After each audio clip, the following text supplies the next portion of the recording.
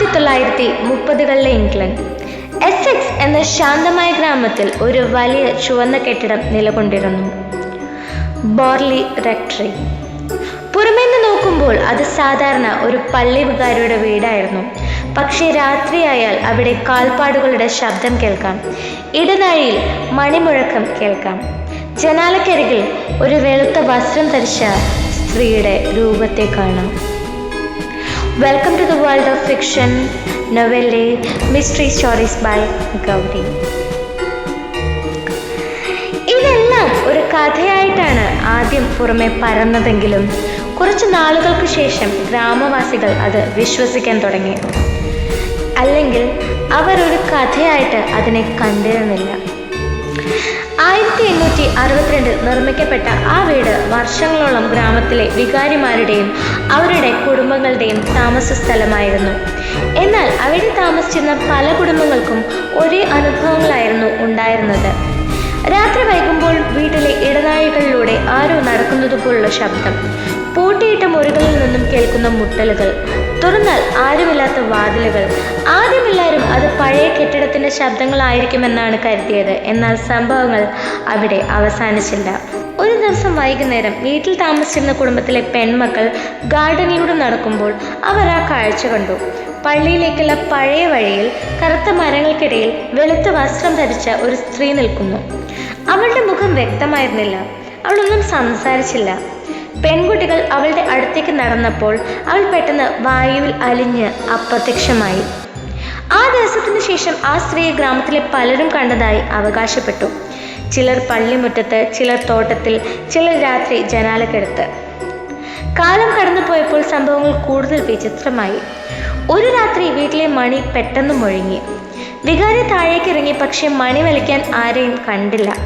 അടുത്ത ദിവസം മതിലിൽ ആരോ എഴുതിയ പോലുള്ള ഒരു സന്ദേശം പ്രത്യക്ഷപ്പെട്ടു. Please help me. വീട്ടിലുള്ളവർ ഭയന്നു. ആ സന്ദേശം ആരാണ് എഴുതിയത്? അതാർക്കും അറിയില്ലായിരുന്നു. 1930 പുതിയൊരു വികാരിയും കുടുംബവും അവിടെ താമസമാക്കി. അവർ എത്തിയതിനു പിന്നാലെ വിചിത്ര സംഭവങ്ങൾ വീണ്ടും തുടങ്ങി. രാത്രിയിൽ കല്ലുകൾ എവിടെ നിന്നോ പറന്നു വരും. ചെറിയ വസ്തുക്കൾ സ്വയം സ്ഥാനം മാറും. ശൂന്യമായ മുറികളിൽ നിന്നും സംസാര ശബ്ദങ്ങൾ കേൾക്കും.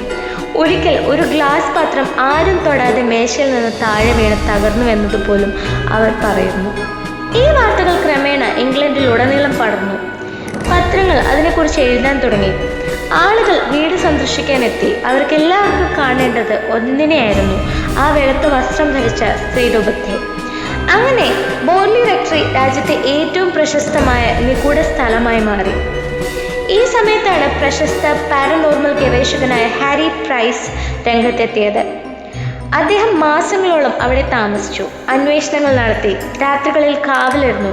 അദ്ദേഹത്തിൻ്റെ റിപ്പോർട്ടുകളിൽ വിചിത്ര സംഭവങ്ങൾ നിറഞ്ഞിരുന്നു. അദ്ദേഹം പറഞ്ഞ ഒരു കാര്യം ഇംഗ്ലണ്ടിനെ മുഴുവൻ ഞെട്ടിച്ചു: ഇത് ഇംഗ്ലണ്ടിലെ ഏറ്റവും ഭയാനകമായ വീടാണ്. ആ വാക്കുകൾ പത്രങ്ങളുടെ തലക്കെട്ടുകളായി. പക്ഷെ എല്ലാവരും അത് വിശ്വസിച്ചില്ല. ചിലർ പറഞ്ഞു ഇതെല്ലാം ആളുകളുടെ ഭാവന മാത്രമാണ്. മറ്റു ചിലർ പറഞ്ഞു പ്രശസ്തിക്കായി ചില സംഭവങ്ങൾ മനഃപൂർവ്വം സൃഷ്ടിച്ചതാകാം. സത്യം എന്താണെന്ന് ഇന്നും അവ്യക്തമാണ്. 1939 ആ വീടിന് തീപിടിച്ചു. ജാലകങ്ങൾ അതിവേഗം കത്തിപ്പടർന്നു. മണിക്കൂറുകൾക്കുള്ളിൽ ബോർലി റെക്ടറിയുടെ ഭൂരിഭാഗവും ചാരമായി. ഒരിക്കൽ ഇംഗ്ലണ്ടിനെ ഭയപ്പെടുത്തിയിരുന്ന ആ കെട്ടിടം ഇപ്പോൾ കത്തി നശിച്ച അവശിഷ്ടങ്ങൾ മാത്രമായി. കുറച്ച് വർഷങ്ങൾക്ക് ശേഷം അത് പൂർണ്ണമായും പൊളിച്ചു മാറ്റി. എന്നാൽ ഒരു വീട് നശിച്ചാലും കഥകൾ നശിക്കില്ല.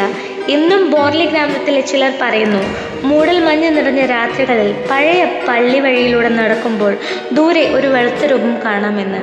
അവൾ ആരെയും ഉപദ്രവിക്കില്ല, സംസാരിക്കില്ല, വെറുതെ നിൽക്കും. നൂറ്റാണ്ടുകൾ പഴക്കമുള്ള എന്തോ ആരെയോ കാത്തു നിൽക്കുന്നത് പോലെ. ആൾ അടുത്തെത്താൻ ശ്രമിക്കുമ്പോൾ അവൾ മൂടൽ മഞ്ഞിനുള്ളിൽ അപ്രത്യക്ഷയാകും. അത് യഥാർത്ഥത്തിൽ ഒരു ആത്മാവാണോ അല്ലെങ്കിൽ ഒരു ഗ്രാമത്തിൻ്റെ കൂട്ടായ ഭാവനയോ ആർക്കും അറിയില്ല. പക്ഷെ ഒരു കാര്യം ഉറപ്പാണ്: ബോർലി റെക്ടറി ഇല്ലാതായിട്ട് പതിറ്റാണ്ടുകൾ കഴിഞ്ഞിട്ടും അതിൻ്റെ നിഴൽ ഇന്നും ഇംഗ്ലണ്ടിലെ ഏറ്റവും വലിയ പ്രേതരഹസ്യങ്ങളിൽ ഒന്നായി ജീവിക്കുന്നു. കൂടുതൽ കഥകൾക്കായി ചാനൽ സബ്സ്ക്രൈബ് ചെയ്യുക, ബെൽ ബട്ടൺ ക്ലിക്ക് ചെയ്യുക, ലൈക്ക് ചെയ്യുക, കമൻറ്റ് ചെയ്യുക. Thank you.